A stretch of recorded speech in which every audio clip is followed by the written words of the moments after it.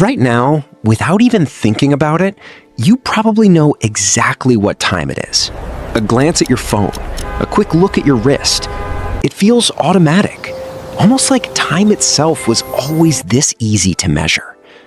But for most of human history, nobody knew what time it was. Not really, not precisely. The clock isn't just a tool. It's one of the strangest inventions humans ever made. An attempt to capture something completely invisible and force it to sit still long enough to count. Here's the 5,000-year story of how we did it. The very first clock wasn't built. It was already there, Hanging in the sky. Ancient civilizations noticed something simple. Shadows move. As the sun crosses the sky, the shadow cast by a tree, a rock, or a pole shifts in a predictable pattern. Around 3500 BC, Egyptians formalized this into the sundial, a stick called a gnomon planted in the ground with markings around it to track the shadow's movement. It worked, but it had obvious limits. No sun, no time. Cloudy day? No idea what time it was. Nighttime? Completely useless. Humanity had found a way to measure time, but only when the universe cooperated. So people looked for something more reliable than sunlight. The answer was water. Around 1500 BC, the Egyptians developed the water clock, known as the clepsydra. The idea was simple. Water drips at a steady, predictable rate from one container into another. Mark the water level, and you can measure time passing, even at night, even indoors, even when the sky was completely covered in clouds. This was a massive leap forward. For the first time, time could be measured independent of the sun. The ancient Greeks and Chinese both improved on this design over the centuries, building increasingly elaborate water clocks, some so advanced they could track hours, ring bells, and even move small mechanical figures. But water clocks had their own problems too.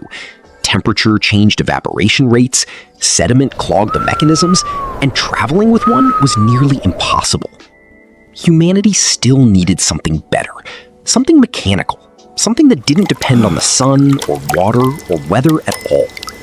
That breakthrough arrived in medieval Europe around the late 13th century. Monks needed a reliable way to know when to pray at specific hours, day and night, regardless of weather. This need pushed the development of the first mechanical clocks, powered not by sunlight or water, but by falling weights and a mechanism called an escapement. The escapement was the real genius of the design. It controlled the release of energy from the falling weight in small, steady, ticking increments, converting continuous motion into discrete, countable units of time. For the first time in history, humans had built a machine that measured time entirely on its own, with no natural elements involved at all. These early mechanical clocks were massive, often built into cathedral towers, visible and audible to entire towns. Time was no longer just a personal observation. It was becoming public, shared, and standardized.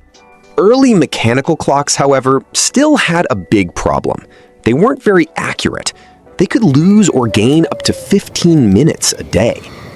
The next leap came in 1656, when Dutch scientist Christian Huygens invented the pendulum clock. Huygens realized that a swinging pendulum takes almost exactly the same amount of time to complete each swing, regardless of how wide the swing is.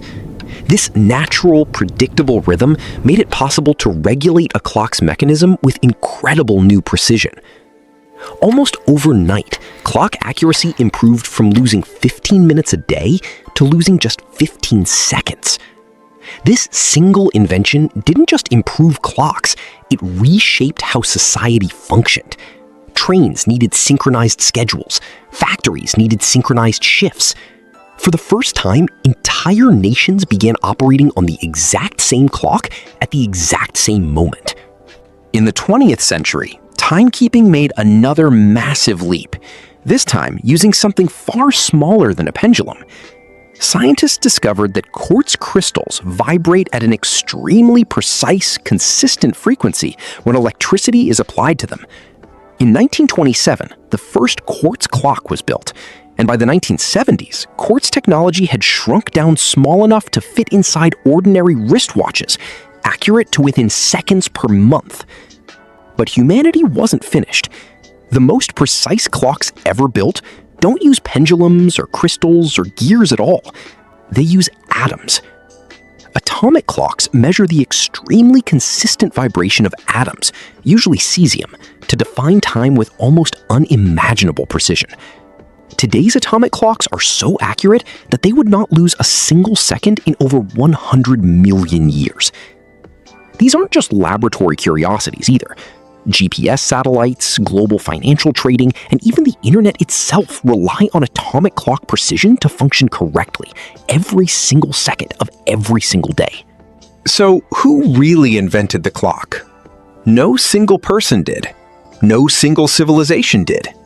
From the shifting shadow of a stick in the sand, to water dripping steadily between two jars, to iron gears grinding inside a cathedral tower, to a crystal vibrating invisibly inside your wristwatch, humanity has spent 5,000 years chasing the same impossible goal.